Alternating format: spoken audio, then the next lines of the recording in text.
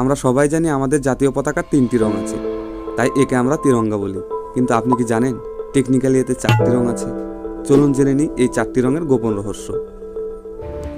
সবার উপরে থাকা গেরুয়া রং, এটি কোনো ধর্মের নয়, বরং এটি আমাদের বীরত্বের ও বৈরাগ্যের প্রতীক। এটি আমাদের শেখায় দেশের জন্য ত্যাগ ও সাহস বজায় রাখতে। মাঝখানে সাদা রংটি হলো শান্তি আর সত্যের প্রতীক। এটি আমাদের মনে করিয়ে দেয় যে হিংসা নয়, সততা আর পবিত্রতাই আমাদের আসল পরিচয়।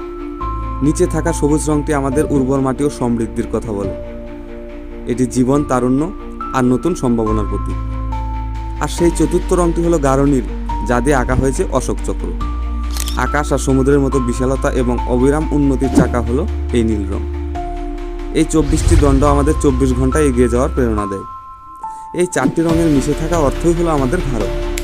ভিডিওটি ভালো লাগলে শেয়ার করুন এবং কমেন্টে লিখুন জয় হিন্দ।